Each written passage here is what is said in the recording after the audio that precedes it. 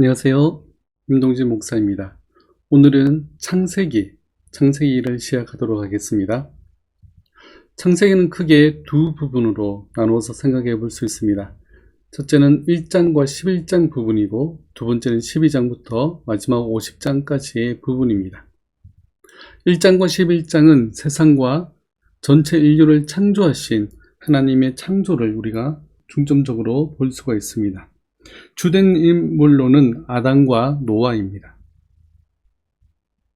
12장에서 50장은 하나님이 자신의 특별한 목적 성취를 위한 특수한 가족에 주목하게 됩니다. 그래서 아브라함의 가족을 주목하게 되는데, 아브라함, 이삭, 야곱, 요셉, 이 네 명이 주된 주인공으로 등장합니다. 창세기의 전체 스토리에 대해서 살펴보도록 하겠습니다.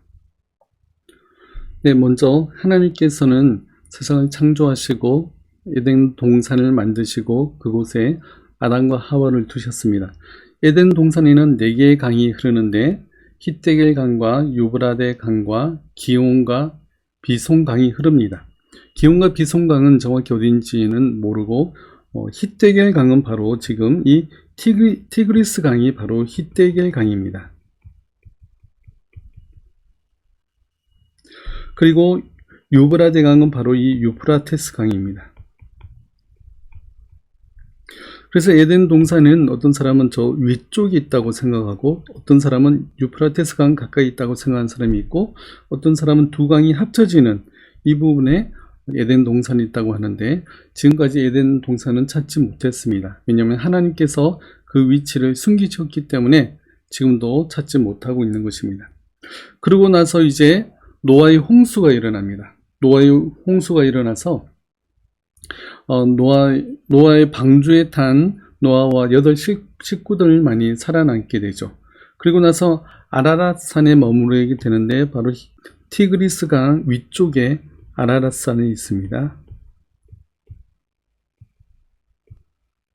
이곳에 배가 머물게 되고 인류가 다시 번성하게 됩니다.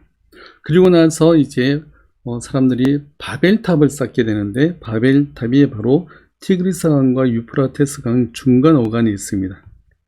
여기가 바로 바벨입니다. 바벨.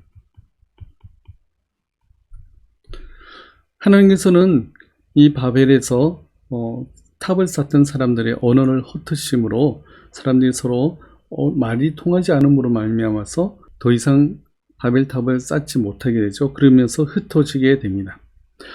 그리고 나서 하나님께서 창세기 12장에서 아브라함을 부르시는데, 바로 이 우르 땅이, 바로 이쪽이 바로 우르 땅입니다. 갈대아 우르에서 하나님께서는 아브라함을 부르시는데, 아브라함이 그의 아버지 데라와 아내 사라와 조카 롯과 함께 이제 길을 떠나게 됩니다. 길을 떠나게 되는데 하란으로 먼저 가게 됩니다. 유프라테스 강을 따라서 여기에 하란이 있습니다. 여기서 머물다가 아버지 테라가 죽고 아브라함의 나이 75세 때 가나안 땅, 하나님께서 약속하신 가나안 땅으로 가게 되는데, 가나안 땅이 바로 이쪽이 가나안 땅입니다. 그래서 이제 이쪽으로 가나안 땅으로 오게 됩니다. 가나안 땅에 거주하다가 또 식량이 없어서 애굽에 내려가기도 합니다. 애굽은 바로 밑에 이 나일강 있는 데가 바로 이곳이 애굽입니다. 그래서 이제 가나안 땅에 머물게 되면서 아브라함이 자녀를 낳게 됩니다.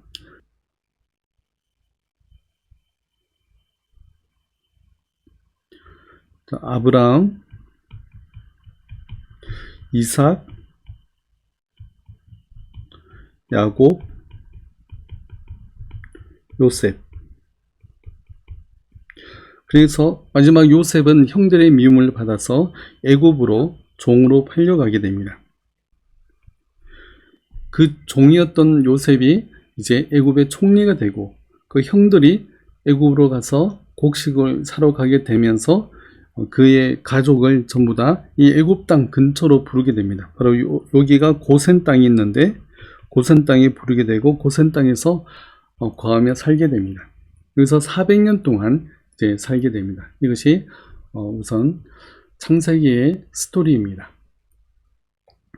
자, 그렇다면 창세기에 나타난 하나님은 어떤 하나님인가? 잠시 살펴보겠습니다. 창세기에 나타난 하나님은 자존적 존재입니다. 자존적 존재라는 것은 하나님을 창조한 존재가 없습니다. 그리고 하나님은 스스로 계신 분이시죠. 그렇기 때문에 누구에게도 의존하지 않으십니다. 자, 두 번째로 하나님은 거룩하신 분이십니다.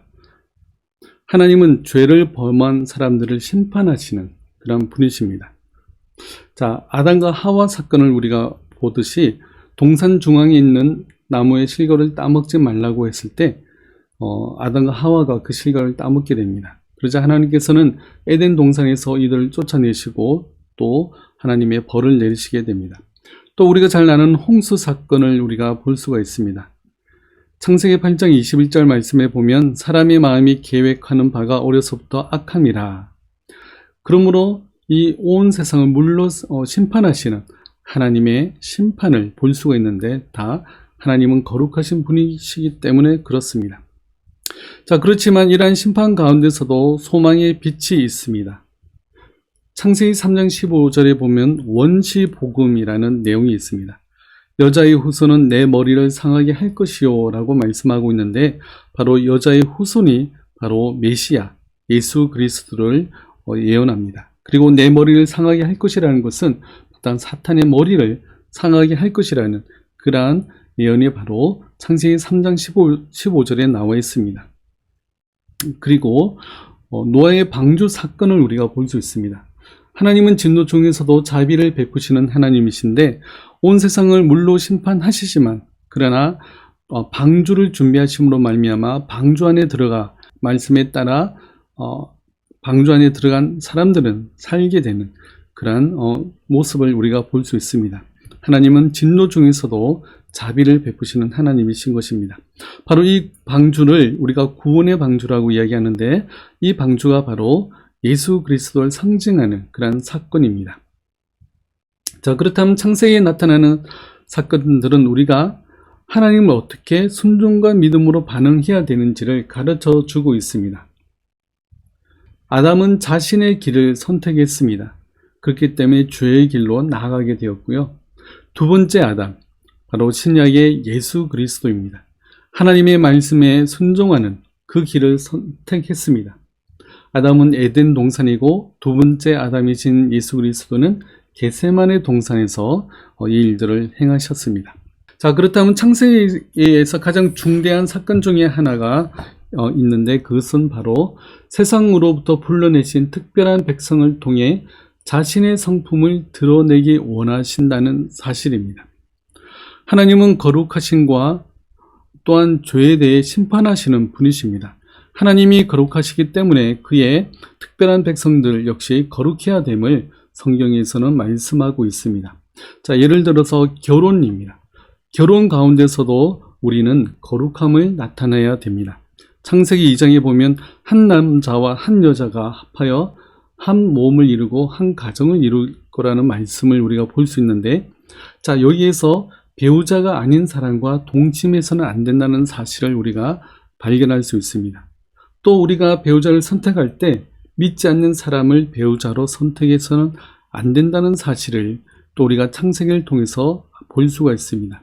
그러므로 우리는 결혼을 통해서 거룩함을 나타내야 되고 뿐만 아니라 우리의 모든 삶 가운데서 우리가 거룩한 하나님의 백성이기 때문에 거룩함을 나타내야 된다는 것입니다. 우리의 구원을 위해서 하나님은 주권을 행하시는 분이심을 창세기를 통해서 우리는 볼 수가 있습니다. 먼저는 하나님께서는 형 나홀이 아니라 아우 아브라함을 택하셨습니다. 장자를 대우하는 것이 지금보다 훨씬 중요한 시대였지만 하나님께서는 아우 아브라함을 택하셨습니다. 또한 하나님께서는 형 에서가 아니라 아우 야곱을 택하셨습니다. 바로 이것이 또한 하나님의 주권이라는 사실입니다. 또 하나님께서는 이스라엘 구원을 위해서 요셉을 특별히 택하셨습니다. 요셉은 애굽으로 팔아 넘겨지도록 하나님께서 계획하셨고요. 그리고 보디발의 집에 팔려가도록 계획하시고 또 보디발의 아내로 하여금 거짓 고소를 당하게 해서 옥에 갇히게 됩니다. 또 이제 꿈을 해석할 수 있는 능력을 주셔서 그 바로의 꿈을 해석해서 그 감옥에서 나와서 이제는 특별한 존재, 바로 애굽의 총리가 되도록 역사하셨고요. 총리가 되어서 식량을 보유하게 되었고, 형들이 그 식량을 사기 위해서 애굽으로 내려오게 하시고 그의 가족을 구원하셨습니다. 그러므로 우리는 창세기를 통해서 하나님은 만사를 주관하고 계심을 우리가 발견할 수가 있습니다. 자, 그렇다면 우리의 반응은 어떠해야 되는가? 믿음과 순종으로 반응해야 됩니다. 아브라함은 하나님의 말씀을 믿고 순종했습니다. 여러 부분에서 그런 모습이 나타나는데, 특별히 아브라함은 하나님께서 그의 독자 이삭을 바치라는 명령에 하나님이시라면 당연히 죽은 아들도 다시 살리실 것을 믿었고 순종했습니다. 그래서 아브라함은 그의 독자 이삭을 죽이려고 했죠. 바로 그러한 믿음의 모습을, 믿음과 순종의 모습을 아브라함이 보여주고 있습니다. 그러면 우리는 창세기를 읽을 때 하나님은 어떠한 분이신가를 발견하는 것이 중요하고요. 그리고 나서 우리가 말씀을 읽고 그 말씀을 들을 때 우리가 그 하나님을 믿고 순종함으로 반응해야 된다는 것을 이 창세기에서는 계속해서 이야기를 하고 있습니다. 창세기를 읽으실 때 이러한 여러 부분들을 잘 생각하시면서 정말 하나님은 세상을 주관하시는, 온 땅을 주관하시며 내 삶의 모든 부분까지 주관하는 그런 분이심을 믿고 또 하나님의 말씀에 순종하고 따르는 우리 모두가 되길 바라겠습니다. 다음 시간에는 출애굽기로 여러분들을 찾아오겠습니다. 그러면 다음 시간에 다시 뵙도록 하겠습니다. 감사합니다.